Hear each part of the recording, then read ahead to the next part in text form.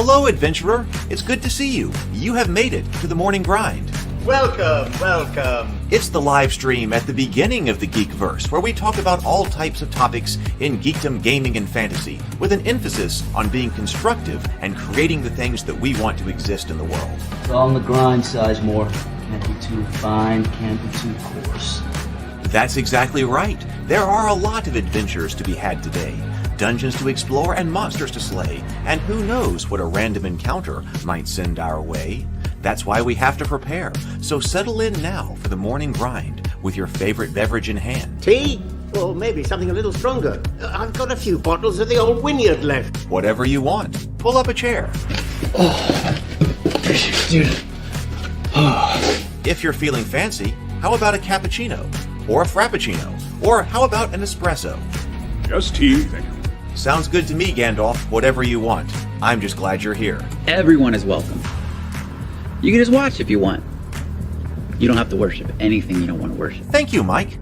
But be forewarned. Sometimes we get really strange characters around here. Wait, what's that you say? Why can't you come and be a part of the stream? My wife would disown me. Oh no, I bet she'll be fine with it. Come on in. Am I scared for my safety? No. What are we supposed to do? Everybody do the secret handshake.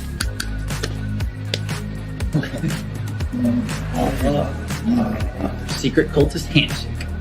Oh, now do wizards who love each other. This, my friend, is a science. I still don't have gifts, but it's fine. It's all on the grind, son. Can't be too fine, can't be too coarse. Dude, this would be a sick place to bring the band. Indeed it would be, Dave. It really would. I'm seeing more people coming in. Welcome, glad to have you here. Oh, look, here's someone new. Is this the cultist meetup? Yes it is. Come to hang out? Please accept me. I have nothing else. Okay, we accept you. Everyone's welcome here. Brought some snacks. Well, that makes things even better. You want some coffee? I don't drink coffee. You sure? It's cultist coffee. What makes it cultist coffee? I'm a cultist and I'm drinking it. Oh. Then I'll have some. What exactly is going on here? I'm seeing more people coming in. Welcome. It's so great to have you. Oh, and look, here comes another stranger. Can we help you? Yes, fellow cultists. I could really use some food. Oh yeah? Welcome. We have donuts. Oh, it's me. I'm glad I'm here. I'm sure you have a few questions for me, though. What's your name? Who do you work for? What god do you worship? Great questions, Rob. I'm Steve King, and I worship Nyarlathotep. No, not really. I'm just Heath, and I won't be worshiping anything this morning. But I will be your host. Welcome to the office. We're going to have a great time. I've got my coffee ready, because now it's time for the morning grind. If you could become a fish, that would be amazing. Then I could command you with my mental fish powers. Good morning, everyone. Good morning. I got some crazy hair up here. Good morning, everybody. Good to see you. Welcome to the office. Welcome to the morning grind. It is great to have you here.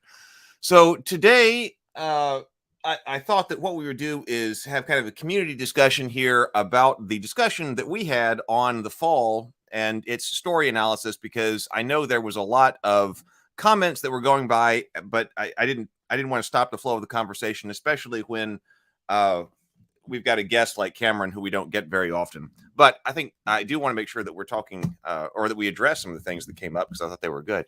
So I thought, hey, maybe actually this is a good format that in situations like that, we can come back to the discussion, such as like on the morning grind. Gives us a couple of other things to do on the morning grind other than talk about RPGs all the time. Give us a little bit of diversity, which I think is good. Kind of branch out a little bit. So Zero the Blade is here. Good morning. And Sable Phoenix is here. Jason is here. Good morning. Good to see you. Oh, and Doug. So Doug surprised me here. Doug is here, but he says headed out to the gym, so I'll have to catch this in about an hour. The discussion should be awesome. But Doug is going to be here with us in spirit, because I know his comments are in the chat as well. So I was emailing with Doug and Brianna, and it looks like on the 18th, that's a Tuesday, on the 18th, that's the 18th at 7:30 p.m., we'll do a table talk with Doug and Brianna talking about the heroine's journey and doing an analysis of that. So that'll be then. Andrew is here. Good morning. And Stargate Mind. Good morning. Good morning. Sable Phoenix says, I need to watch all of the cultists. Indeed. It's so low-key hilarious. Please accept me. I have nothing else. You know, on Wednesday, I was talking about that we need to sort of come up with some way to start tracking the reach of the different worlds and properties and how they're doing. And we didn't quite get to that. There was a lot that was going on with discussing 5e player stats on Wednesday. But I think the Cultist needs to be added to that. The first episode of the Cultists has been watched over 100,000 times, but it has not, like the second season didn't get that type of reach. But so there's surely a lot of people out there who watched like a large part of season 1 who would really love season 2. But we just got to figure out some way to actually get it out there. So in addition to Rabivania and Theophany and the other ones that we're working on, we should also track the Cultists and see what type of reach it's getting. Good morning, Zero Theory. Hello, George. Andrew says, at least for me, YouTube is better at giving me notice over Twitch. Oh, really? And not too many people come in from Twitch. Occasionally, we see somebody on Twitch. I see somebody on Twitch. I always broadcast out to Twitch, but I also think discovery on Twitch is pretty lame. I mean, it's pretty lame on YouTube. It's pretty lame on YouTube as well. But it is. I think it's even worse on Twitch. But I don't know very much about Twitch. I do have one thing other to share before we go on to this discussion, and that's this came in late last night. This is a preview proof of the physical copy of Goodnight Sword. This is so cool. So I've got Goodnight Sword here. And it looks, the cover is what they rejected last time and said, oh, you've got to fix your cover. So actually, I need to put down over here, but there's something I got to fix here. So this weekend, I got to make sure I'm doing my big rocks and getting stuff done. I think there's something. I also got to get sleep under control. I'm still, it seems like not sleeping very well, which is throwing everything off. You sleep well, you get, everything else works well. You're not doing that, at least for me. Everything else does. So I need to fix Goodnight Sword. The reason that it had rejected was because my cover file was not right. But the cover file looks like I fixed that, got it uploaded, and I'm very pleased with the way this looks. So that works well, except for the interior. There is obviously something wrong with the PDF. So that's why we go through the proofing process, right? Because, for instance, these are supposed to be, if you're looking at the digital copy, these are like in cloud-like. Brianna put the words in cloud-like boxes, and they just came off as solid boxes here. So obviously something between the export and the PDF didn't work. It's like on the back here, you see this cloud-like object, and it's got this really straight square here for the text. So I've got to look at that. So, but that's okay. That's okay. That's why we do the proofing thing. I guess I want to be able to get all of that down, because actually this type of format right here is probably also one I should add to the repertoire. This one was kind of weird because it's a one-off, like we talked about, and it fell over there. But doing the 6x9 48-page books for the world primers or smaller books.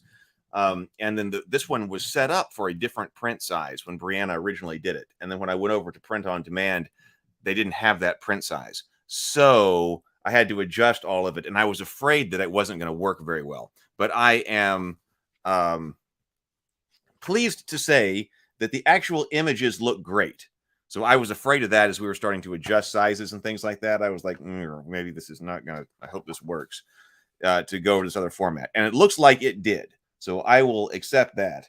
But what I am not accepting is I got to figure out what the deal is with, because I would have noticed that on the PDF if like all of a sudden that had become a square, but somewhere between somewhere something went wrong. So I got to fix that, try to fix that this weekend, and then re-upload and try to get a new proof. So things just take time, but man, I was so happy to see that. So that that project is coming along, and there might actually be another book to put out this Christmas like that. So I'm trying to put stuff out. So there we go. Sable Phoenix says, can't wait for more discussion on Heroine's Labyrinth discussion too. Just finished a very good fantasy novel, Empire of Sand, that was perfectly described by that model. That's really interesting. I think he's got something. There. Good morning, James. Stargate Mind says, I must recommend, LOL, the new WizKids Draconian Dreadnought miniature. Oh, well, that's okay. It's very cool. 2 swords and a mace tail, LOL. All right, I'll check that out. Zero Theory says, I had a weird hiccup on the POD. I may post in Discord later. Okay, let us know. The James says, high gloss looks really good with color illustrations. Yeah, I think it's exactly what I want. What I'm thinking about doing is with this Goodnight Sword, once I get the proof right. So obviously, and hopefully in the future, once I get all this set up, I'll be able to do this without having to go through multiple proofs, because it's kind of an expensive mistake, except for the fact that if I do multiple books in this format, okay, if it takes a couple of rounds to get the first one right, then it will. It'll be fine. But then what I think I'll do is I think I'll order about like 100 of these.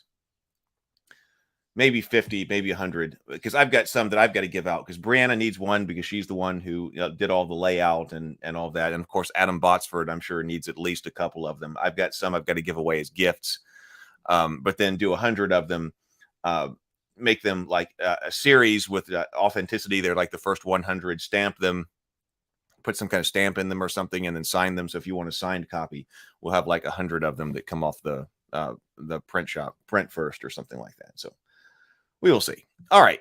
Well, hopefully we will have a lot of them. Hopefully they will be available soon. It takes a long time, unfortunately, with these print on demands to get new proofs. So it'll take a few weeks, unfortunately, to get a proof back. But that's where that stands. Okay, so let me see here. I think you're going to have to tell me. This is, you should be able to hear this, but what I figure I'll do is I'll just play this on a faster kind of speed through. We may have to do a second time to go through it all. But I figure what I specifically want to talk about is what you guys are saying in the chat over here. Although if you're saying something, got some other type of insight, you can put it in the chat for this one, in this chat. Oh, thank you, Stable. Thank you, Stable. Yes. Hey, I'm actually drinking out of the Fish Do Not Drink Tea mug today. So Fish Do Not Drink Tea. This is one of the mugs that's available. This one actually has the Cultist branding on the back. Has the Cultist logo on the back. So this is one of the mugs that's available on ravenkeep.net. And one of the mugs you can get if you are a channel member. You can take the $7.99 off. So, yeah, exactly. What does your mug say? That's exactly right. It says, Fish Do Not Drink Tea. Yeah, fish. Hold on. Yep, Fish Do Not Drink Tea. Because that comes from season 1, episode 2 of the Cultists, when Mike's mom is offering Rob something to drink. I just made some tea. I just made a batch of tea. Would you like some? And Rob's response is, Fish do not drink tea. Yep. Oh, speaking of someone coming in from Twitch, here we go. Roland. Hello, brother. This is Roland from Argentina. How are you doing today? Well, very well. Great to see you, Roland, from Twitch and Argentina. Argentina Twitch. Well, it is available. So that one is over on ravenkeep.net as well. All right, so let's breathe and sip. Drink 2 deep breaths, exhale, and then take a sip of your favorite beverage. Take 15 seconds to focus on breath this morning.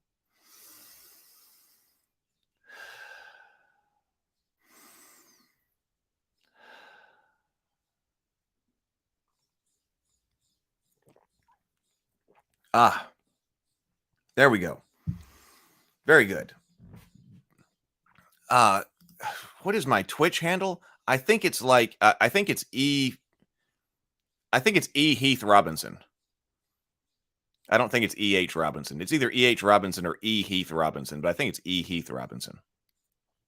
Oh, so Twitch is popular in Latin America. What are you guys talking about? We're about to start our discussion on story structure of the fall.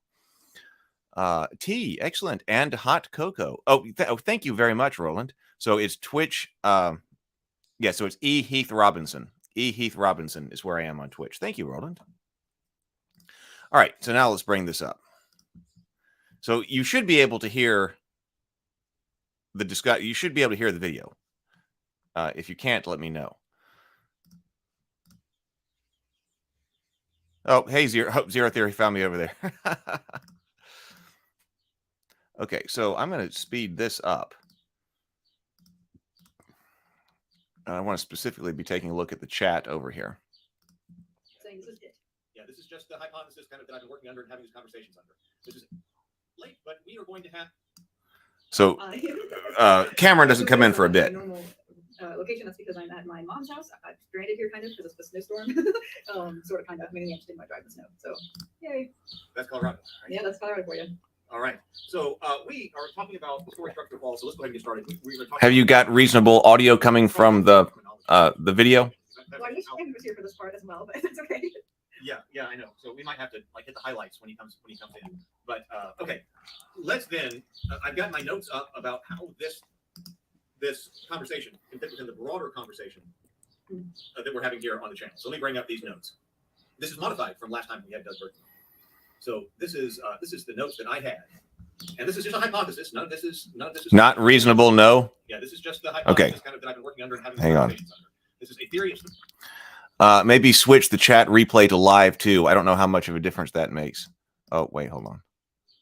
Live chat replay. Okay, thank you.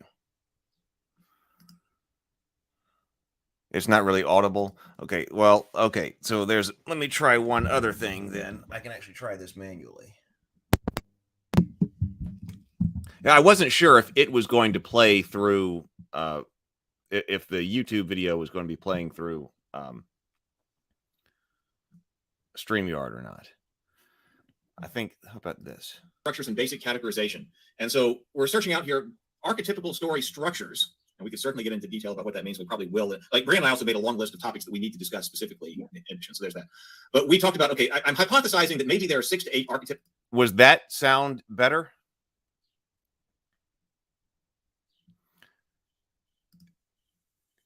James says, was it me or did Cameron seem to go a bit hard on veganism? That sounds better. Okay. Thank you, Sable. All right. Then we'll go with that. So I figured the manual way is, let's do that. All right. Let's do that then. Story structures. And there's no particular reason for 6 to 8 other than we had a discussion with Maxwell Alexander Drake, which I realized this afternoon that Brianna has never actually spoken with, but on previous episodes, especially of General Geekdom, Maxwell Alexander Drake, who is the author of books such as Dynamic Story Creation. And I saw him at Gen Con, and he had absolutely fantastic presentations on it. We were talking about, we brought up the question, is it possible to distill all stories into some general theory? Mm-hmm. And his response, I thought, was really good, and it's one that I agree with. He said that possibly, he said that maybe you could do that you could generalize all stories to some type of general theory, but only at the expense of explanatory power, which seems to be the case with most theories. That if we came up with some type of, here's one theory that I've got that explains all stories, it might not actually explain very much. Right. It's like if you're describing everything, you're kind of describing nothing. You're describing nothing. Right. On the other hand, if you say, yes, I've got theories of archetypical story structures, I've got 68 of them, maybe you need to do some more generalization. So that you're too diverse. Like there are things you could clump together and come up with a distilled essence. So the theory, I'm interested to know how horror fits into this. I want to talk more about that because, like we said, many, not all,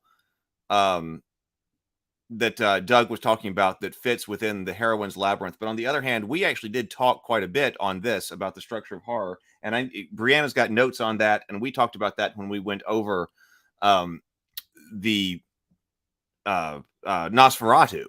And so I kind of think that the hypothesis over here that horror might that horror might have its own structure that needs to go at this level. Horror sounds like one, and there might be some type of. I wonder about things like romantic comedies or general romances. Now, a lot of romances also probably fall under Hero's Labyrinth because they're Beauty and the Beast. But there could be something else. Dan Harmon's circle theory. Let me look that up. Perhaps 6 to 8, and we had the hero's journey, which we hypothesized is archetypically masculine, and this one has definitely had the most work done on it, and we come with a lot of structure on what it actually means to go through the hero's journey. And then last episode, we went through the heroine's labyrinth with Doug Burton, which I thought was fantastic because previously we had hypothesized that Beauty and the Beast, we hadn't actually studied this in great detail, right? But the Beauty and the Beast was an archetypically feminine structure, and then he came in with the heroine's labyrinth, which basically subsumed Beauty and the Beast. And provided an even higher level structure for that. So putting the heroine's labyrinth, as he understood it, on the same level as the hero's journey. And he's going to come back and talk about that. And Brianne's going to talk about that too. Maybe in a couple of weeks, we're going to talk about more about what happened with Doug Burton. That was a fantastic conversation. And now from there, I was just looking that up, Neutromancer. I've got that up on another one. Sable Phoenix says, I think horror is more about presentation. You could turn most stories into a horror story depending on what flavor you give the events. Well, we were actually talking about that there was more to it than that. So that could be true. That could be true. But also, I was thinking that there are certain story points and story beats that make something horror or not. Because I think I would have thought something similar, but does just the fact that the monster is scary or something at the end make it a horror story? And it seems like potentially, like all of this is the level hypothesis that no, that just because the monster at the end is scary, that's not enough to be horror. I want to go over here. We got some comments on the other story too. But James says, when I said corruption leads to a fall, but isn't the fall itself, I don't think I meant what Brianna thought it meant. Yeah, so okay, this is still that relationship. I've got to figure this out. So over here, actually, okay, over here, Zero Theory says, one thing I remember from a class, there are 3 basic stories: man versus man, man versus nature, man versus himself. And I do want to talk more about that, because that's types of stories, or actually there's also the theory of the 7 different types of plots. And how that relates to this.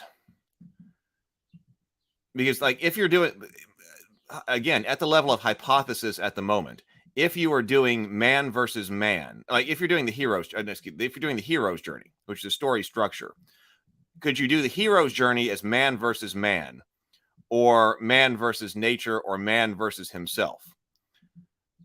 I kind of think so. So I kind of think so.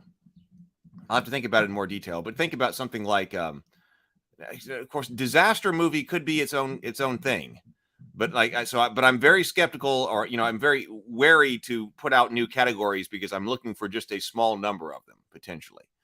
But like disaster story, like Jurassic Park, that would be man versus nature, right? That's the 3 different kinds of conflict. What about when a man learns a lesson, Sable Phoenix says, and I guess man versus society is 4th. That's Kipling who classified that as a story structure. So I want to investigate whether or not that is, according to the terminology as we're using it, story structures, or if it's types of plot. James, environment. See, I remember man versus environment. See, that's exactly what I remember, James. More accurately, it's man versus environment, not necessarily nature. Man versus society is man versus environment, but not nature. I remember talking about man versus environment. I'm going to get a little bit more to drink while this goes a little bit more. hypothesis is that the fall, taking a hero or taking an ultimate good guy to a bad guy. Mm-hmm. Hypothesis, don't know if it's true or not, operating hypothesis here, that the fall is another one of our archetypical story structures in which you would take, as I'm defining it, and we're about to talk about definitions. We disagree on definitions here. Yeah, we got a difference in definitions, but the difference is that I want to be sure that we're talking about a particular phenomenon. Right. And even if we disagree with what word should be applied, well, okay, whatever, but we can agree on a word for a particular conversation. So we want to talk about the phenomenon. Right. So and we can at least agree what to call it, in this conversation. Right. So when I was writing this down, my hypothesis was that the fall, and my meaning was going from good guy to bad guy. Mm-hmm. Yeah, James says types of conflict here, and yet some types of conflict I think make better stories than others, because like what they're calling man versus man, you're talking about, it doesn't have to be a man, of course it could be a woman, but it could also be like an alien or something like that. If you're fighting like aliens, you're still fighting man versus man, because I think the idea about the conflict type of man versus man being that the hero is agentive in some way, or is agentive, has to be, but then the opposing force is also agentive, and that's the man versus man. If you're man versus nature, then you're not necessarily fighting, you're not fighting an agentive foe, because if you're fighting like the snowstorm, or you're fighting nature, or you're trying to get out, there isn't something that's agentive whose will is set against you, kind of like they would say in Lord of the Rings. See, exactly. So the problem with that is that conflict isn't a story. So they're right. So I wonder actually over here on my notes over here, do I have that? Where did I put on my theory of story structure notes? So bring up this document we were looking at right here. Man, we were getting, I said over here, story structure is different from plot. We've been talking about that with the 7 types of plots. But that's highly related to, I'm going to put a note over here on my side, that story structure is different from type of conflict type. But we should be, this is why actually, at least this hypothesis of story structure that I am kind of trying to run down here, if it's true, it's not terribly constraining on the types of stories or on the ultimate stories that you can tell. We got story in the broad sense, and we got story in the narrow sense. Brianna and I talked about that the other day. We might end up having to use story in the broad sense and in the narrow sense, because in the narrow sense, I'm talking about the types of structures like the hero's journey. In the broad sense, we're talking about something that is overarching above that. But you could take one of these structures, and then you would talk about you can add any one of innumerable themes in any number of genres, and then add different types of conflict, and that's just multiplication of different types of things you can say, right? Well, every scene in a film requires conflict. Those are the types to choose from. It doesn't have to be consistent from scene to scene. Well, that's an excellent point, James. That if you're talking, I was talking about the level of the entire story, but you're right that you're talking about from scene to scene. What's the problem in this particular scene? That might change. That might change from scene to scene. So that is also a great point. Good stories have multiple types of conflicts. So yes, that is a great point. When I was talking about it, I was talking about it in terms of the overall story structure, but that you could have multiple types of conflict from scene to scene. That's an excellent point.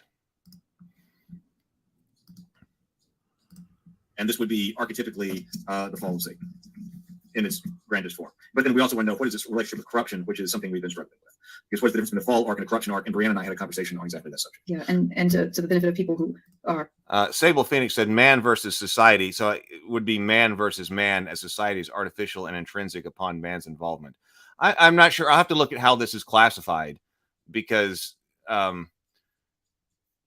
when I think of man versus man, and I'll have to, I've got to refresh myself on this particular theory, but when I think of man versus man, I'm thinking about one other person who is agentive and is actively opposing you. Society is a bit different. If you're rebelling against society's expectations or something like that, that the conflict of your conflict with society seems to be different from your conflict with that guy who really wants to kill you. That seems different to me. See, and Doug brings up at this point, I'm curious about the difference between fall and corruption.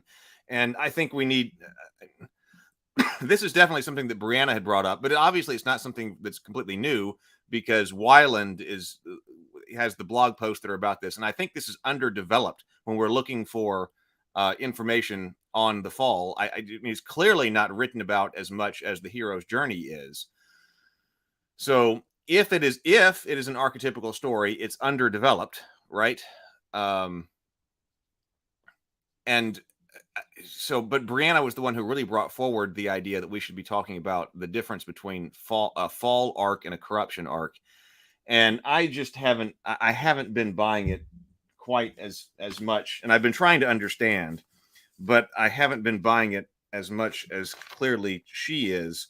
I had to see where my notes. I got all kinds of notes sitting over here, because what I think I need to do is I need to come up with a series of stories that are the fall arc, and actually, as I define them, that way the different components of them can be distilled, exactly like what Doug did with the Heroine's Labyrinth. So if I had that, I'll have to find this, because I had a list of different particular I'll have to go through all these pieces of paper that are also sitting here on my desk over the weekend. But then if I had them, would be able to analyze them. So maybe I should have even done that before this, but I was really interested to know what on the basic level Cameron had to say on this and what his thoughts were. Because yeah, it seems like my idea was I wanted to talk about going from a good guy to a bad guy. And that do you have to but then so good guy to bad guy, but then according to Brianna's thing that she's about to bring up, we got bad guy to worse person. And I think that was what she was calling the fall. From bad guy to worse person, but how did you become the bad guy? And I think we do talk about that that could be done off camera. So I suppose there are some different stories that start with the person having already been corrupted and now they're going to go to a worse place.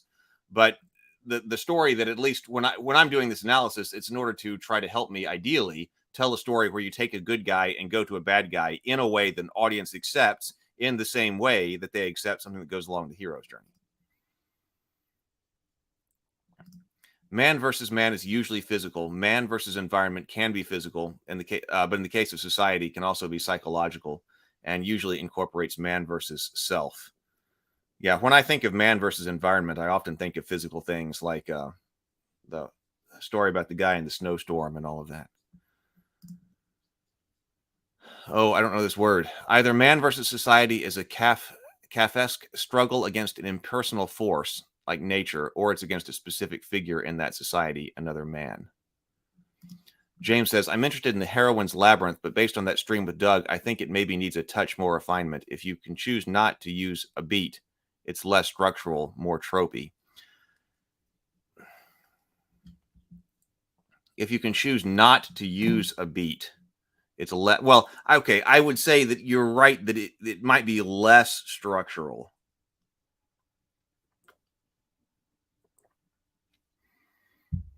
Because that would be, I would kind of tend to agree here. But on the other hand, when people are talking about the hero's journey, some things don't necessarily all have to come in the same order. You know, they often do, but there is some flexibility there as well. So I tend to agree, though. Okay, thank you for this additional information. Franz Kafka, author of Metamorphosis and the Trial and such. All right, thank you.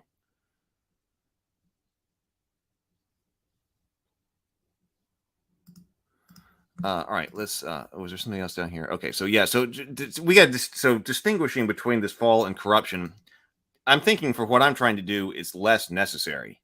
Because if it's really just a stage, I don't think we need to break apart. Well, parts of a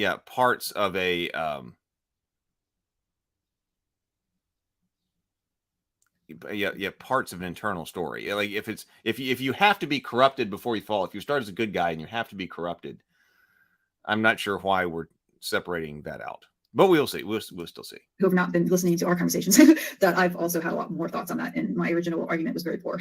So I have a lot more thoughts. Yeah.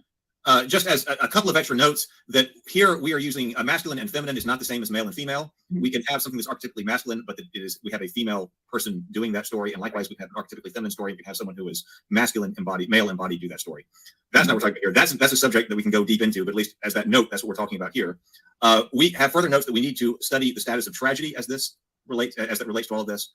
Mm-hmm. We're also saying that story structure are not themes. The status of tragedy in this, I'm also very interested in. Because according to, where'd my book go?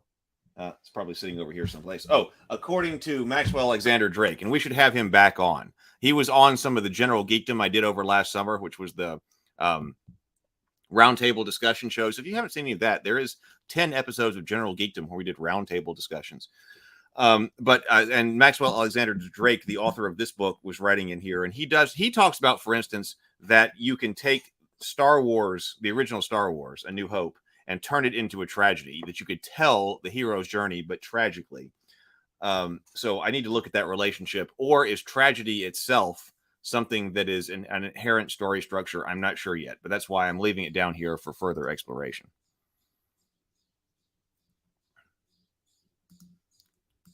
Themes are such things as good versus evil, life versus death, faith versus technology.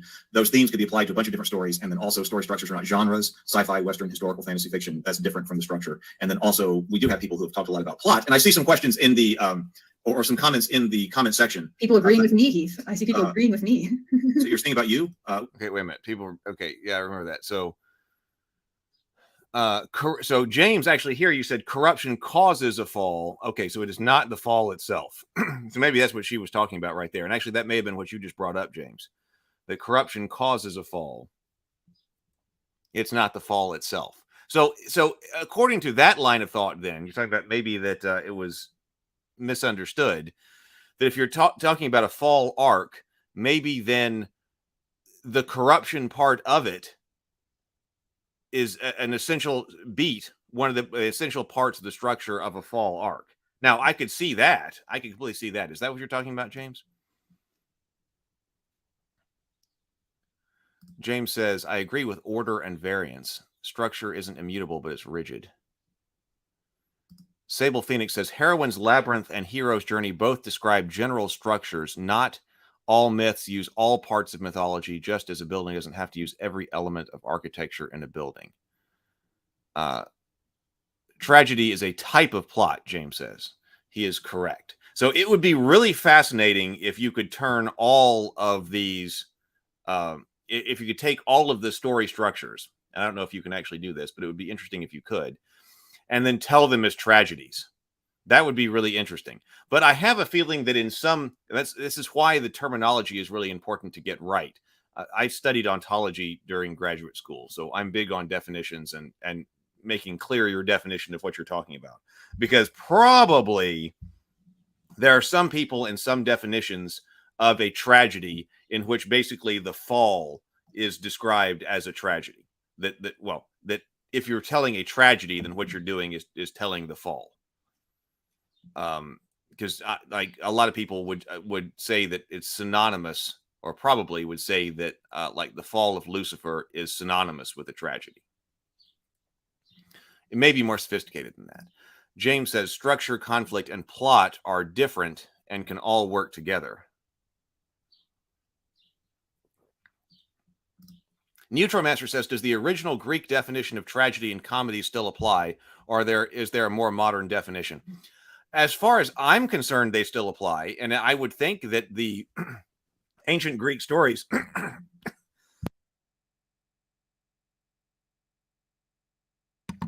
excuse me, that the ancient Greek stories, I mean, we should be able to generalize across all of these. Like, hang on, let's go. See, and now, okay, see the problem, I will use comedy in its Greek sense, but as like Drake points out over here when he's going through this book, he's like the modern day conception of a comedy is something that invokes laughter, right? And so it probably is a little bit difficult to use that term, especially when communicating in general to people in a modern day term, because they associate comedy with haha, laughter, haha. And so he distinguishes, he actually uses the kind of awkward phrase, happy ending story. He says, like in the Greek sense, how do we tell a comedy when we're telling the happy ending story? Happy ending story contrasted with the tragedy. So that's what he says. So that the modern idea of a comedy is something that you laugh at and is lighthearted. Like the happy ending story terminology is a bit awkward here, but I think that what the Greeks are trying to capture there is still essential. So James says, that's what I brought up. Her proposed grid is a bit odd because you can't fall out of a pit. Yeah, see, that's okay. I'm thinking that something like that. I'm thinking something like that. That she's giving some examples, and there are examples where okay, we're going to start with a terrible character, and they're going to reject redemption, and they're going to go lower.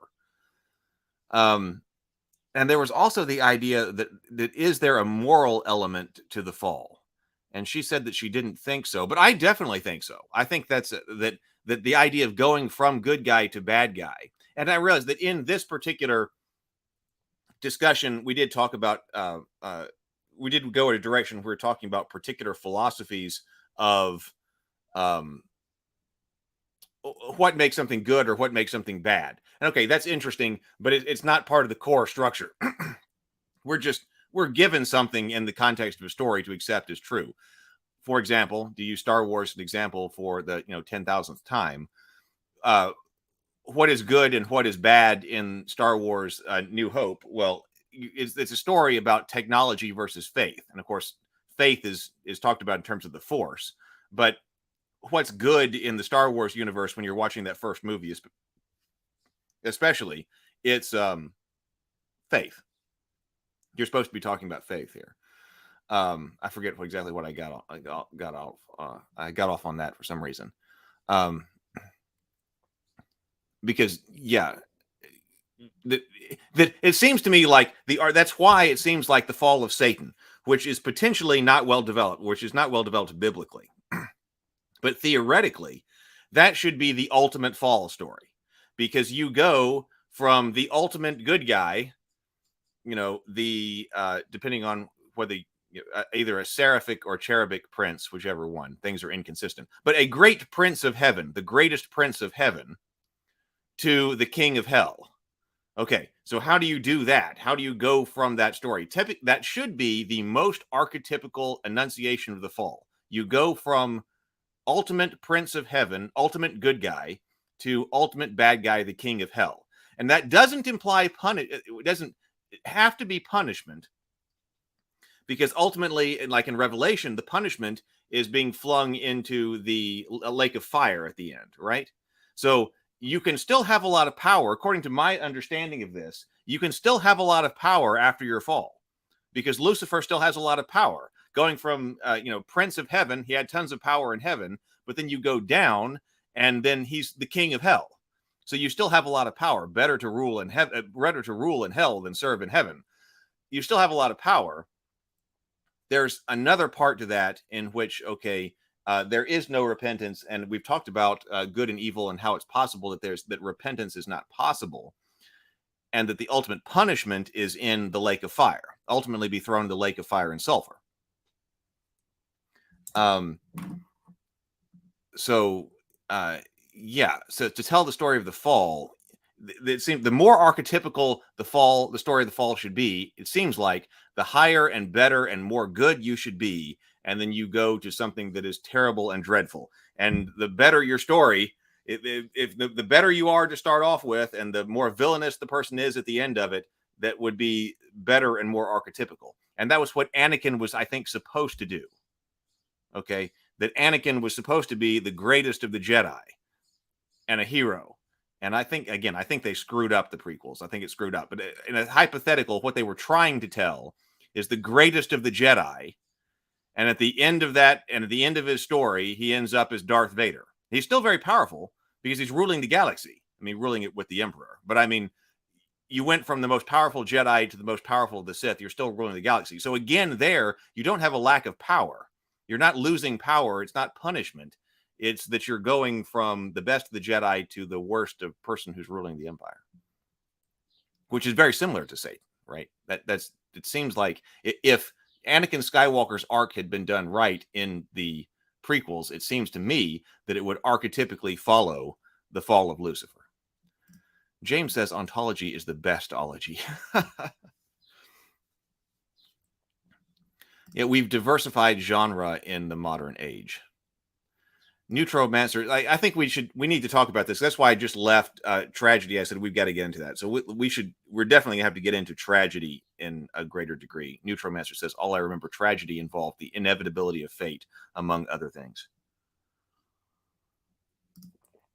The fall and the pit are both figuratively. Yeah, I mean, I agree. But it's where's your starting point? It seems like the starting point has to be high. In Star Wars, who fell, Anakin or Vader? It was Anakin. Vader was already in a pit. You can't fall out of a pit. You can't get worse.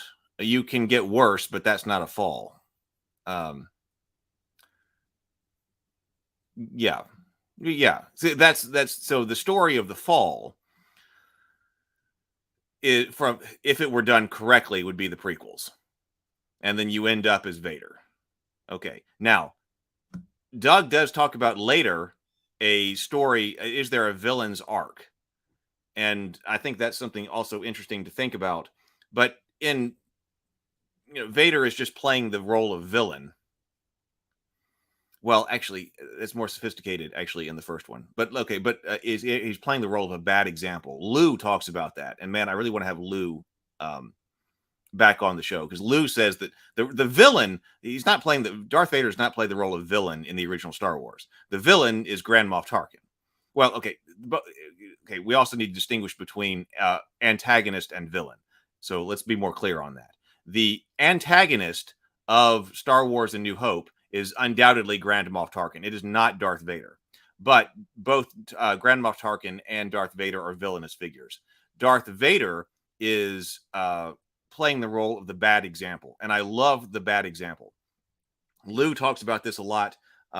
If you've ever seen him talk about story structure, and he's been very busy, so he hasn't been able to come on the show to talk about story structure, and now he is sick again. So it's we're gonna have him back, but he talks about this the bad example quite a bit, and I do love that character, that the hero needs to see somebody who they will become if they embrace the worst parts of themselves. And in the original movie, Darth Vader is the Jedi who cannot let go of technology. Technology is bad in the original Star Wars. The answer is faith. It's a story about faith versus technology, the Force versus technology. You're supposed to choose the Force. But here we have Darth Vader, a Jedi, because they never talk about the dark side of the Force. They hadn't talked about the dark side yet. They were just talking about the Force. But Darth Vader is a Jedi who is so integrated with technology, it's in his body, and he cannot get rid of it. And so if you cannot get rid of technology, like even to the point that it's like embedded inside you, what do you become? You become evil, right?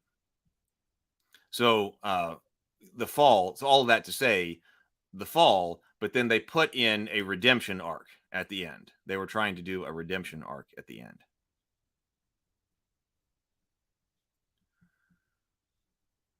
Yeah, I don't know about the name change. So I mean, I kind of hear you, Phoenix, as well. It's that Anakin. Yeah, it's Anakin who starts off. Anakin becomes Darth Vader, but then Anakin. I wouldn't have a problem with saying Anakin is redeemed necessarily. James says Lucifer is called Prince of the World by God the Father himself. Yeah, no, right. Zero theory. See, that's what I would say. I see them as separate stories. Yes. Because you can have one character go through multiple stories, and that's no problem. Right. Yes. So I see them as separate stories. The fall of Anakin is separate from the redemption of Darth Vader. I agree with that. Sable Phoenix says Melkor and Morgoth, same person, right? James says the villain's arc is a tragic hero's journey in most cases, I'd argue. That's interesting. I wonder if Doug might have some insight into that as well. Because the villain doesn't have to have an arc. Well, technically, the protagonist doesn't have to have an arc either. Brianna and I were briefly talking about flat characters, because there are characters, and Tom Cruise happens to play a lot of these types of heroes, where his character, his main character, doesn't change throughout the entire movie. But what changes is society's perception of him. So the outside world changes, and/or society's perception of the hero. That's what changes. So you can do it that way too. So I don't know. So villains can be, in any particular story, be flat.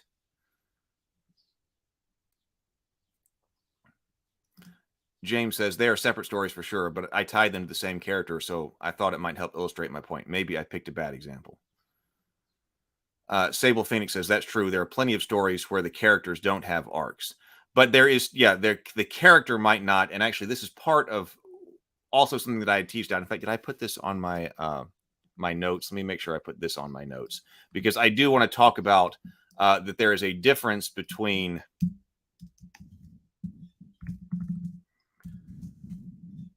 story structure or story arc and character arc. Sometimes I think they're the same, other times they are not.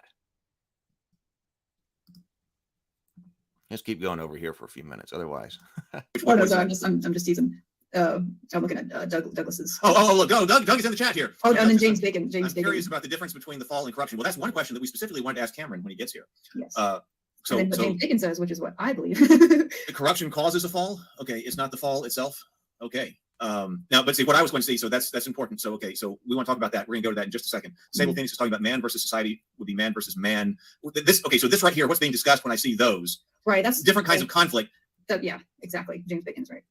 James Bacon is right. But right there, so he was responding to your theory to say that the man versus society and stuff like that, those are different types of conflict. So those types of conflict could be theoretically in different types of story structures or story arcs or whatever we want to call this category we're talking about here. Okay. So yeah, so my take on that is that plot is different from story structure. That the plot is something is that you're talking about the physical elements of things that are happening within your story, which is different from the structure of your story. And there are people like different types of plots. I want to look into more about how those relate to this theory. Yes. But the hypothesis would be that you could have several different plot or conflict types. I like this conflict types. Let's talk. I'll put this note down here. Conflict types. Yeah, that's like you learn about those in like early excited like in high school literature. You know. Yeah. So, and my hypothesis here is, I'll just put this here. This can be talked about later. But further hypothesis is that. Commoner Sable Phoenix just proposed some interesting ones. Further hypothesis, if as a writer, you have to choose. Well, see, and this is when, Sable Phoenix, this is when you brought up Jungian philosophy talks about the 7 basic story structures, which I think we basically already went through. Overcoming the monster. Rags to riches. Rags to riches, tragedy, comedy, rebirth, the quest, and the voyage, and the return. So we'll have to talk about how those fit in. Overcoming the monster, rags to riches. Because rags to riches is one you hear about, but I hadn't thought about that one quite recently in the context of this. Static characters. Not everyone has to go through an arc. That's for sure. The Joker doesn't need to be evil. It doesn't really matter how he got there. Two-Face is one of the characters that I needed to be, and I was looking for my notes here. That was the different kinds of characters here that needed to go through with the that we need to go through with the fall. That I want to study what they did with Two-Face. No, you're not talking too much. And I have to choose between story and plot. You choose, Brianna. Story. Choose story. Yeah, because I think we can come up with some examples of situations where the public is more forgiving. Yes. Of a plot that's bad, as long as your story is right. I'm actually not sure if how much that's true. I have this sort of tangential theory that seems anecdotally to be true. There are basically 2 types of audience members, 2 types of viewers, readers, whatever you want to call it. And there's one type of person who's way more bothered by plot inconsistencies, and another type of person that's way more bothered by story flaws. I don't know if it's a 50-50 split. It might not be. It might be that more people are the story kind of person. But I definitely know people that are the plot version. I feel like my dad's like that. I have a friend that's like that, and I was talking to her once, where if something is messed up in the plot, it just irritates the hell out of them. Like a plot hole, and they can't enjoy the story, and they'll just rant about it afterwards. Like, oh, that was so stupid. Why would... When people are doing plot hole analysis on YouTube, there's so many people who talk about plot holes on YouTube who actually, and then what they'll talk about has nothing to do with actually being a plot hole. Doug is also saying story here. Sable Phoenix says, and Jung and Campbell are very concurrent on a lot of things, with the monomyth and Jung's collective consciousness being similar. Oh, James, you're actually a plot guy? See, we actually talked about, on Tuesday, Brianna and I talked about, before all of this went on, about story being, if she provided a very broad conceptualization of story being a chain of events that are connected by meaning. I believe that was it. Or if it wasn't, it was very close. But you can plot something out with a chain of events that are connected by some kind of meaning, but that doesn't mean that you have a good story, or that it's actually a story at all. Guilty as charged, plot guy through and through. So, for example, I used to be like that because when I was what's wrong with this movie? I would often tackle the plot directly. That okay, this person does this and it doesn't make any sense. They should have just done this other thing, and then when this is happening, it's something else like this. Okay, you see, if a beat doesn't make sense, then I struggle to suspend disbelief. So then I would hypothesize then that you're very anti-Return of the Jedi. And then also, like, the original, to use more Star Wars examples, the Phantom Menace. The Phantom Menace basically has no story structure, to the point that we're not even sure who the main character of that movie is supposed to be. But the plot, what's happening is we've got this planet that's been invaded unjustly, and we got to liberate this planet. And so everything that happens in that movie has to do with trying to get this planet unliberated. And I'm just like, oh, I don't care. The story was good. But like the inverse, I think people, and also as a writer, you're gonna, whatever you are as a viewer, that's what you're gonna be better at potentially when you're writing. And so then I see that as like a weakness. So I had to put in extra effort to have good plots because I don't naturally care about them as much. Well, I think I might be very sensitive to making sure the plot is right, because ideally you want to make sure there's both. Right. Ideally, but I feel like, especially years ago, my critiques were largely on the plot. And then when I'm talking to other people and learning more about story structure, I realize there's this other group of people who don't really care about the plot. If there's a plot hole or this doesn't make sense, that makes sense. But what was important was the story worked. And then I realized I think that most people, that as a whole in society, they prefer they prefer story over plot. And the example there is Return of the Jedi. Return of the Jedi makes no sense as far as the plot goes. When you're following this through, you're like, what is going on here? This what is going on in this movie makes no sense. And I've covered that in videos on this channel, except for it does everything it's supposed to do as a story.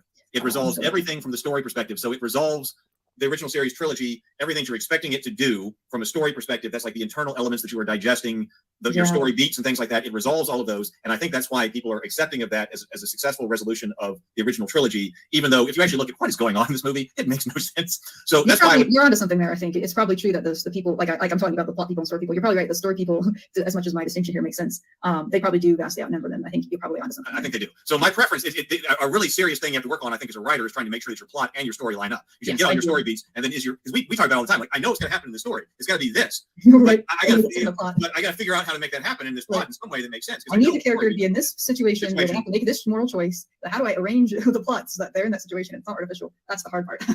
Yeah. There's some really interesting comments. Okay. Go up to Sable Phoenix about the 7 story structures. I'm curious to know more about what that is. If you see that. Well, the story structures maybe the 7 types of plot that we talked about. Maybe. Overcoming the monster, rags to riches, tragedy. Yeah, that sounds like the 7 types of plot. Oh, it's the 7 types of plots. Okay. Interesting. Yeah. Yeah, right. Like Zero Theory is, no. James was saying here, how did Batman even get back into the city? Right. Yeah. That the story beat might require him to all of a sudden be there. So the story requires him to be there, so he's there. But if you're looking at it from the plot perspective, for instance, something like that, yeah, like, what exactly? How did he get back? Like, how do they have any time? Or that happens a lot, probably. Now, that doesn't necessarily have a good story as well. But if you talk about later in teleportation, like in a Game of Thrones or something like that, that you've established it takes so long to get from place to place. And so you're establishing the reality of the world. But then later, you're just like, okay, like this army has to be there for the purpose of the story. So we're just not worried about the verisimilitude of the world even. What's a good example of a plot hole that broke the story? Zero Theory asks. What's a good example of this is a very interesting question, Zero Theory. What is a good example of a plot hole that broke the story?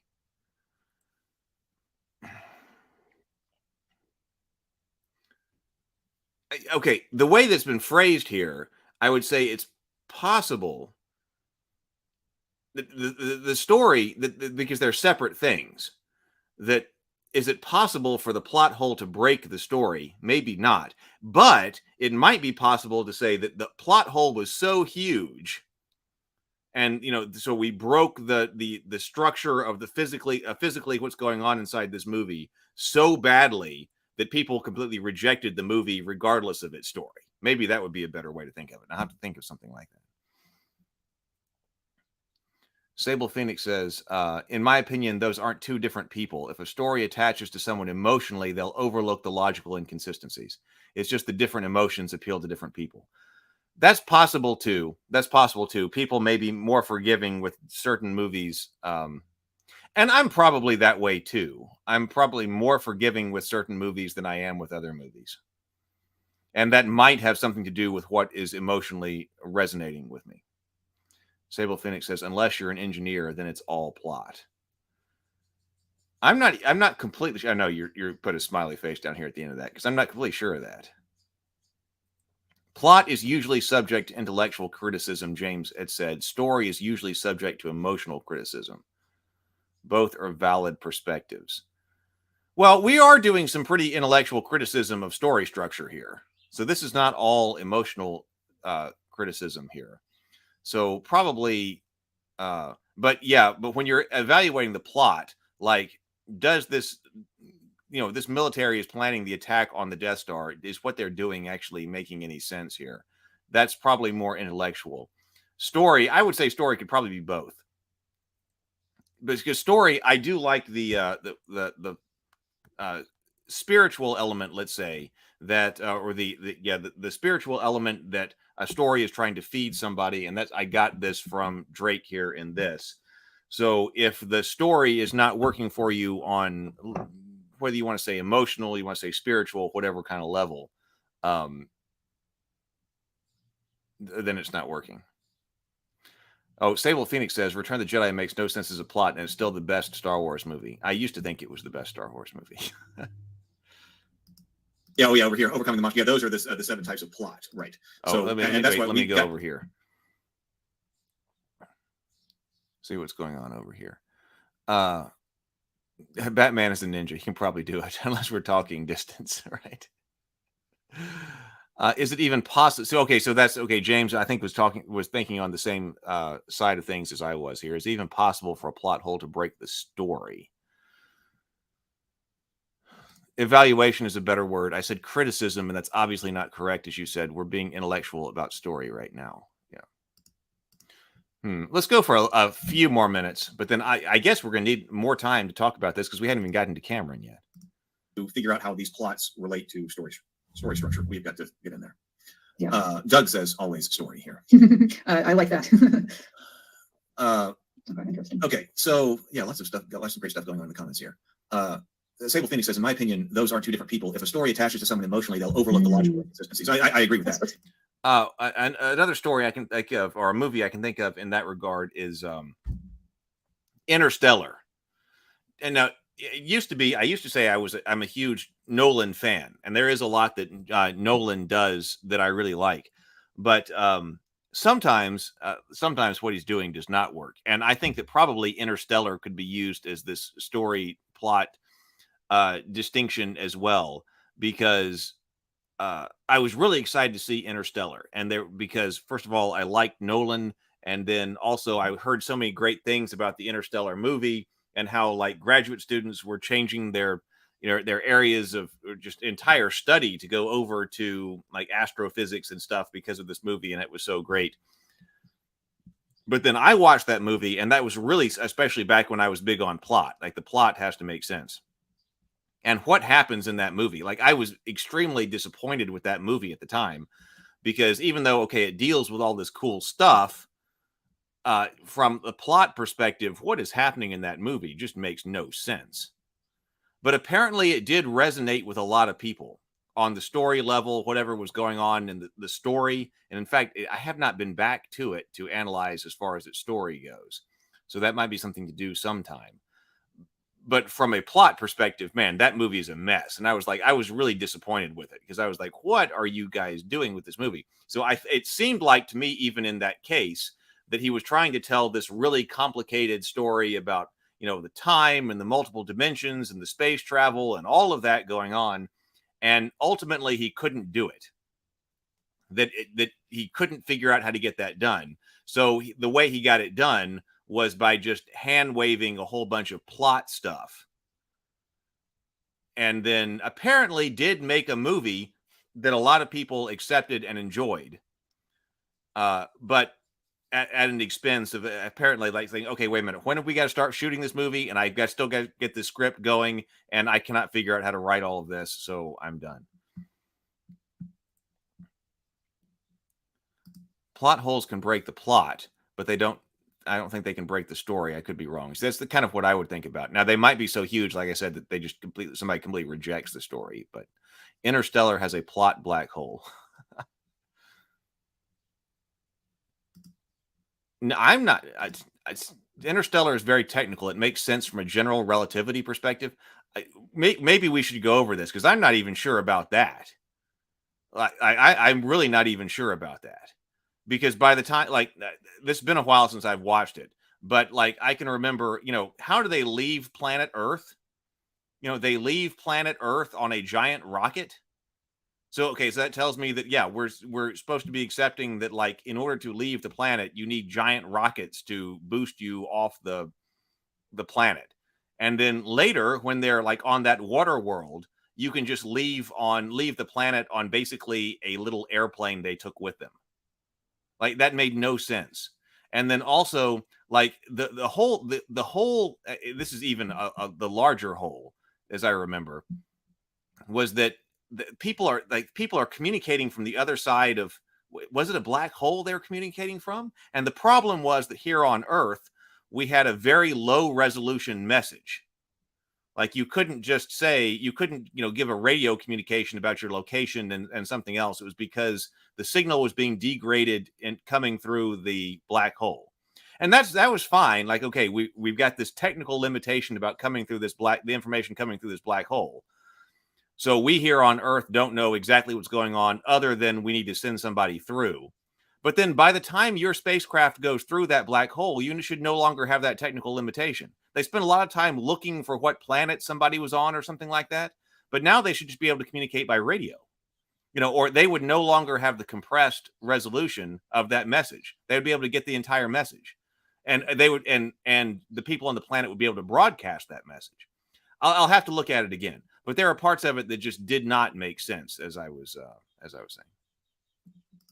Sable Phoenix says, until he makes a black hole and a tesseract, which there's zero evidence to support, but it makes a good story.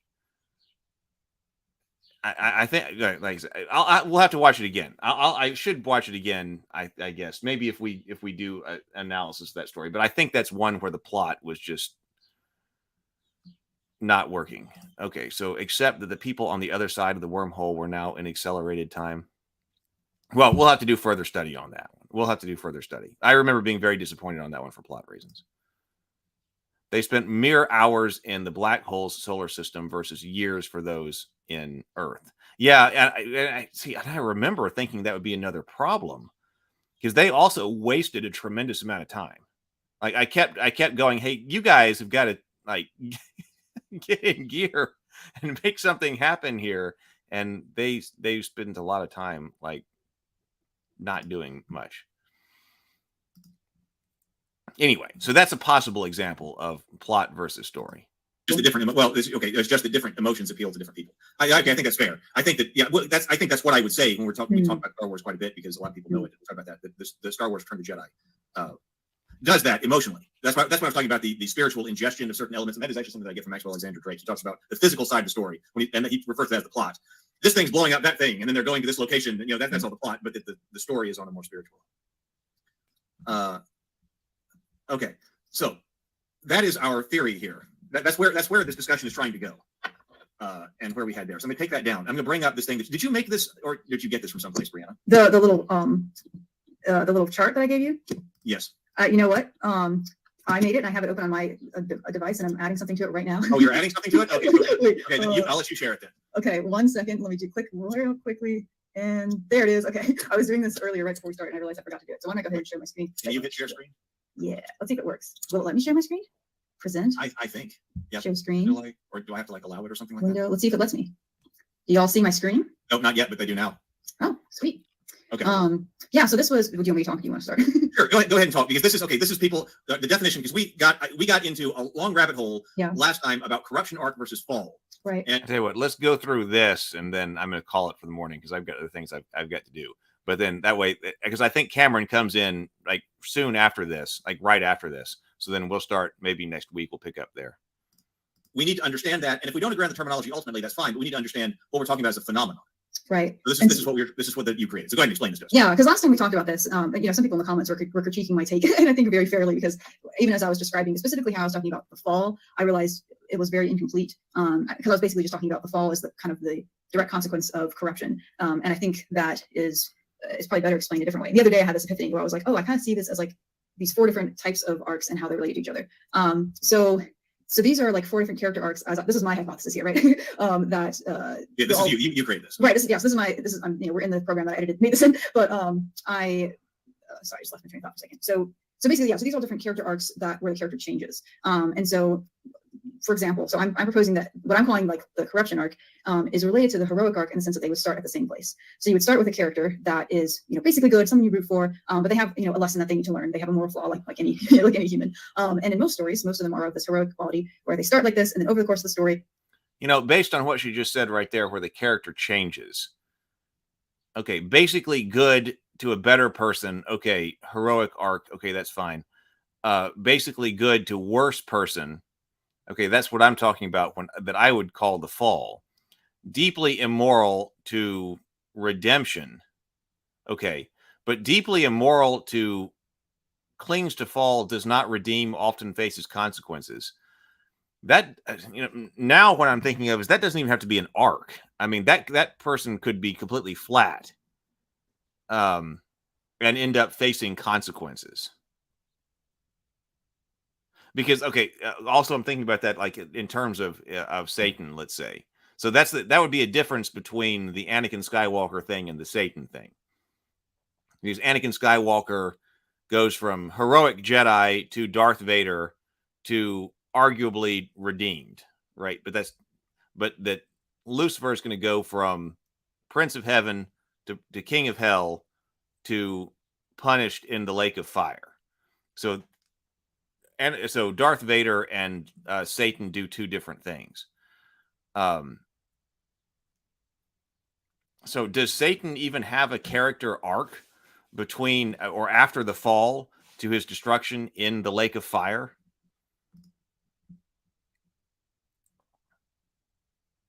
Let's do a 4-hour morning grind. James says, yeah, when I said corruption, I didn't necessarily apply it to its own arc. I think it's an element of the fall, but not necessarily an arc unto itself. Yeah. Hey, Sarah, I am so glad to see you here because I know that you had comments in this, and so we're going to have to return to this. We'll probably do it in a couple of days. What we're supposed to do tomorrow? I forget. I haven't been planning this out. Sunday, I had said that we might want to look at Pathfinder's the Savage Worlds Pathfinder. Maybe we continue this today, but I'm glad you made it here, Sarah, because I don't think we're going to necessarily get where we are not going to be able to get all the way into this today, but this further discussion, because I know you brought up some very interesting things, Sarah. Yeah, you definitely did. So I wanted to be sure we got them. Like what happens at the end of the corruption arc? A previous better person is now worse. That sounds like a fall to me. Like, okay, so wait, what happened at the end of the corruption arc? A previous better person is now worse. That sounds like a fall to me. Yeah. Satan is extremely dynamic.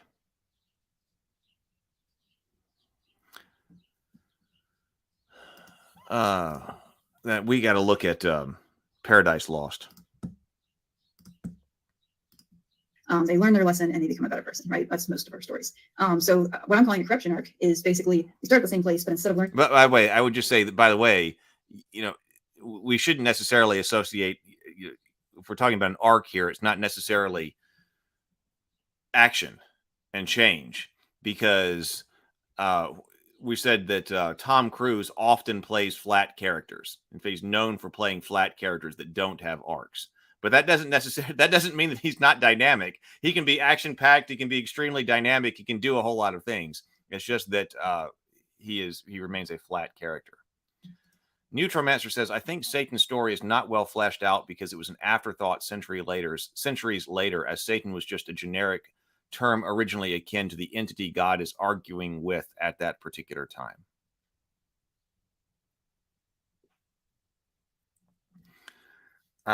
See, and I can also, I also kind of agree with that, because if you're looking for the archetypical story of the fall, I don't think you find it in the Bible, right? There isn't a whole lot there.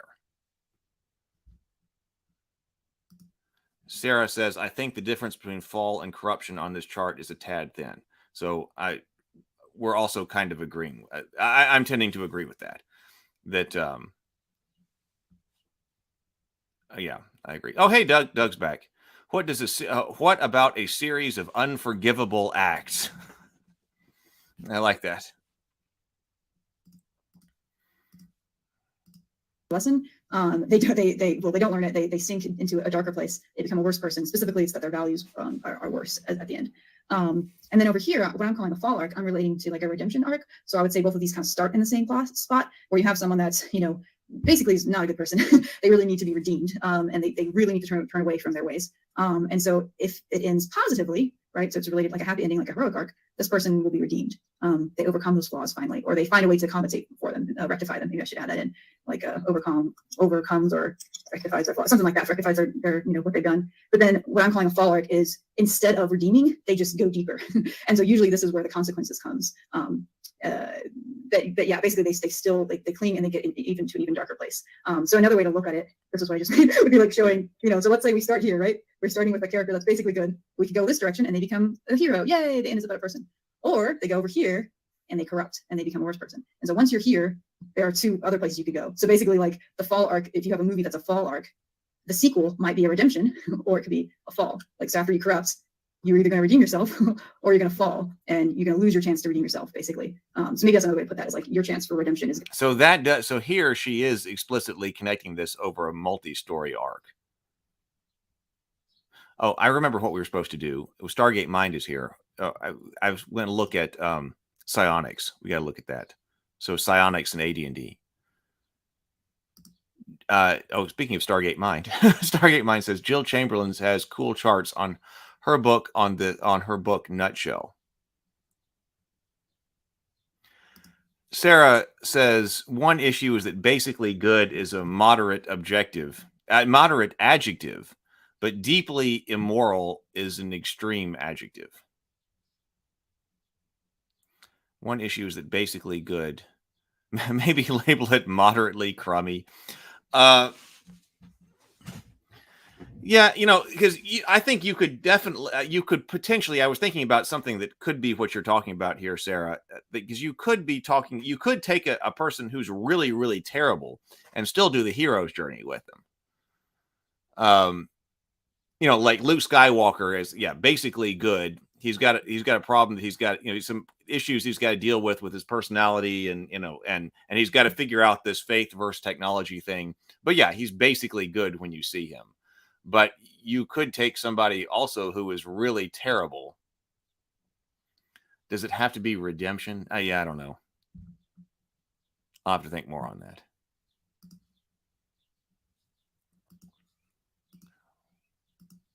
You've squandered it. So I did this fast, so it's not all lying and stuff. And so of course, you have movies that start here, or stories that start here. You don't necessarily see what happens beforehand. But the idea is that that if it's a fall arc, they're already starting as basically a bad person. So an example of this would be, say, the second. I don't like this. That's not the way that I'm thinking about it. That if you're falling, you need to start from something that's good. You can't fall from bad.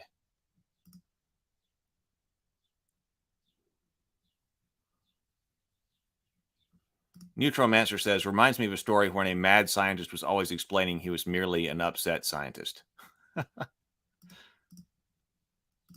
So I'd say the first Godfather is this. He starts as a good character, he becomes corrupted, and then the second Godfather, and to the third too, but especially the second Godfather, his fall is pretty complete. He doesn't redeem. There's a really great movie, if y'all haven't seen, what's the one about Facebook? The Social Network. I've seen that one being proposed as a fall arc. I think I agree with that. Where this person needs to learn a lesson, not just learn a lesson, like he's not a great person, but he doesn't become better at all. He changes continually for the worse. I was saying that other movie that we talked about, what was that? Oh, Scarface. I was describing that as a fall because he also starts in that same kind of place. Anyway, yeah. So I think I made my point. But should I stop sharing my screen or? Let's see what comments are going on over here. Oh, okay, a lot actually. Sable Phoenix says they are both valid, but yes, humans make decisions on emotion first. There's a particular brain disorder that divorces emotion from decision making. And those people will literally not be able to choose something as simple as cereal out of the breakfast aisle. Humans are emotional beings primarily, and logic is used to justify our emotional responses and choices. So if a story can connect to some kind of emotion in the viewer, plot holes won't matter, as logic is the secondary criteria. people who start picking apart the plot inconsistencies of a story, and all stories have plot inconsistencies, are the ones who didn't get sufficiently drawn into the story emotionally to elide the logical inconsistencies as they read, watch, and experience it. And then James replied with, I think it depends on the person and can move in either direction. For example, when I watch a movie, the plot must make sense before I can emotionally invest.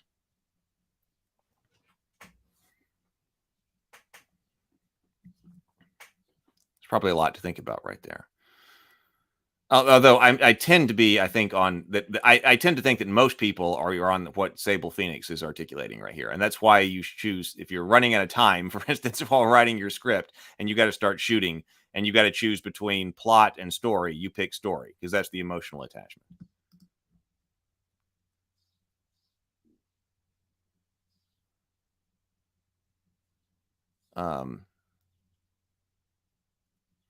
James says, the story is there, but it isn't all contained in the Bible. You need to read Jewish and Islamic stories to get the whole picture. The name Satan just means adversary. Sarah says, I think you can fall from good or mediocre or poor, but not from the deep bottom. Right? Because once you're there, the fall has almost necessarily happened. James says, but Lucifer is the character, and he definitely has a dynamic story. Even after the fall, there are hints of his dynamism. Scarface, for example, is a bad, crummy person, but by the end, he becomes a villain. But Sarah says, I agree that plot holes don't matter as much as emotion.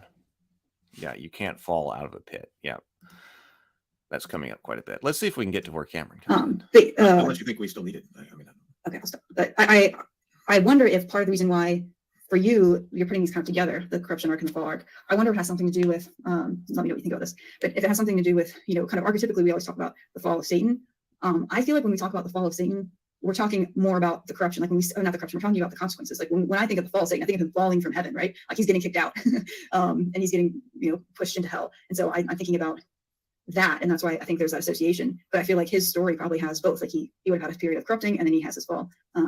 But to me, it's not the terminology matters that much, but it just matters to me to differentiate between the two, because I think there are some stories that are clearly one and some that are clearly the other. And so I just want to be able to separate them. And I think the best way to explain it is the way I just explained it, where they start at different places. So I don't know. That is my hypothesis. Okay. Yes, and so that was a problem with our terminology, because that's why I was saying that I thought there was definitely a moral element to the fall. Because the fall, you're supposed to start as a good guy and you end up as a bad guy.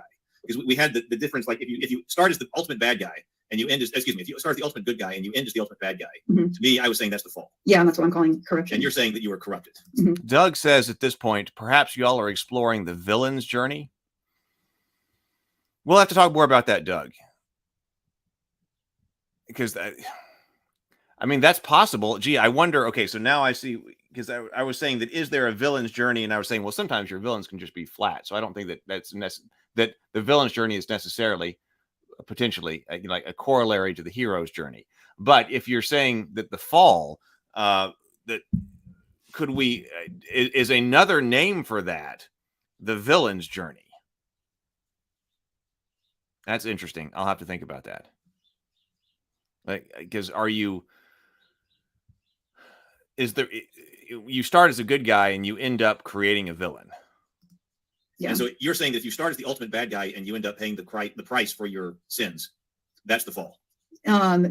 Sort of, but importantly on a story structure level, right? On a story arc level, when I'm talking about the fall, I'm not talking simply about how it ends. How it ends often is those consequences. But I'm talking about, this character basically is having opportunities to change. They're having opportunities to redeem, to become a better person, and they reject them and go deeper. And so that to me is different from a person has opportunities to get better, and then instead a person has opportunities to become a hero, and then instead they become worse. Like, to me, that's a different kind of a story that you're telling. To try to be, to just grow like a normal person grows, as opposed to you need to be redeemed. That's a very different starting point, and the kinds of conflict that you're going to encounter, I think, is going to be different. The kinds of moral situations are going to be different. Because Doug says, the villain's origin story arc. Absolutely, but you have to make, Sable Phoenix says, but you have to make decisions in real life. You have to. And the actual drive behind any human decision, even engineers, is the emotional investment we have in them. Resisting, there's like a resistance that happens in the fall. So Well, Cameron just popped in. Cameron! All right, well, that's when Cameron shows up. So I guess we will have to, I've got other things to work on, so we'll work on that. We'll have to continue this later. Do I want to do psionics tomorrow? We'll just have to see. Maybe what we put off is actually doing, because we've been trying to do psionics because we looked at Dark Sun. But maybe what we do is we put off the Savage Worlds Pathfinder for a bit to return to this. So James says, I think the fall can start off with a bad guy, but like Cameron says later in the video, they need an offer of redemption that they refuse.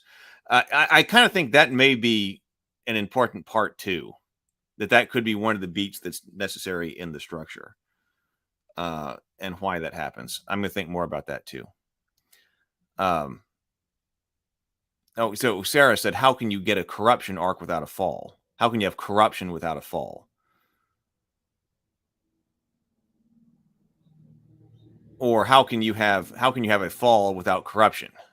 Sounds like a state change to me.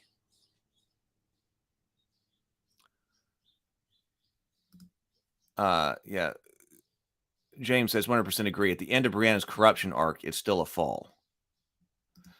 No, I wasn't planning on taking Easter off.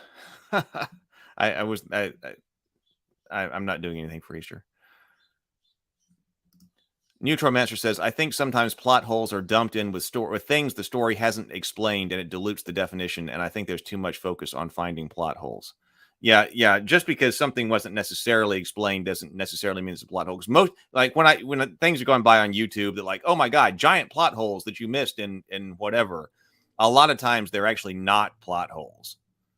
Like a plot hole to me is something that is everything was saying you should have done this.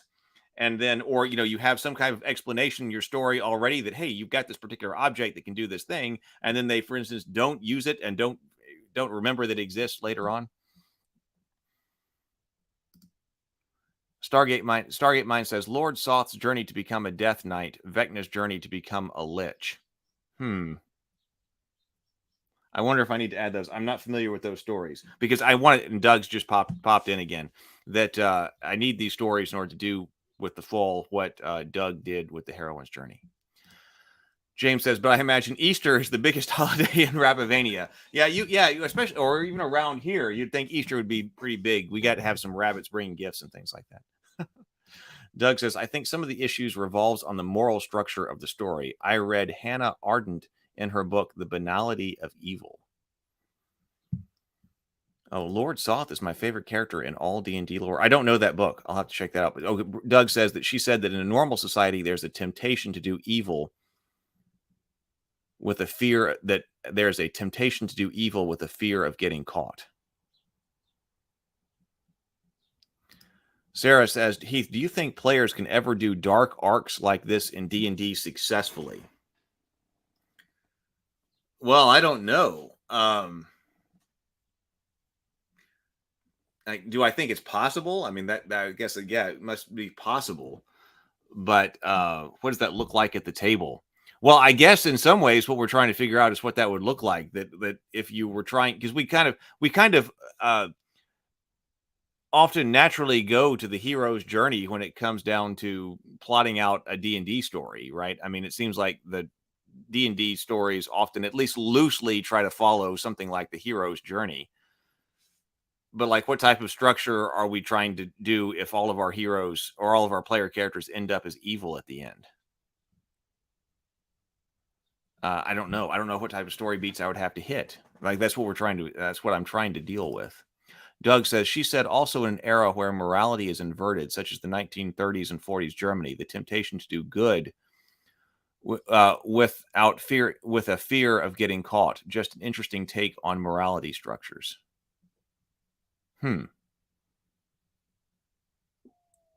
Neutromancer is doing a one-shot local game shop next week themed around the local game shop next week themed around Easter.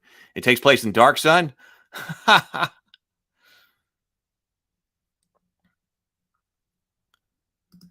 Sarah says, I can imagine this in actual play where there's a level of actor performances. Can't imagine it in a regular game, though. Neutromancer says, oh, here's something cool someone said about D&D. If mistakes almost always end up in death, that means all the surviving characters never make mistakes. All right. Well, so we'll continue this. Supposedly, I'm supposed to be thinking about what we're doing earlier than a few minutes before we start. So we definitely need to finish this because we just got to the part where Cameron's coming in. So we will continue our discussion of this. I'll need to find my notes on the different stories that follow this. I've got work to do. I'm going to try to force myself to sit here and do work on these big rocks and finish these things that are on my index cards here over the weekend. So everybody have a fantastic day. Be creative, be productive, and grind on. I will see you all in the morning.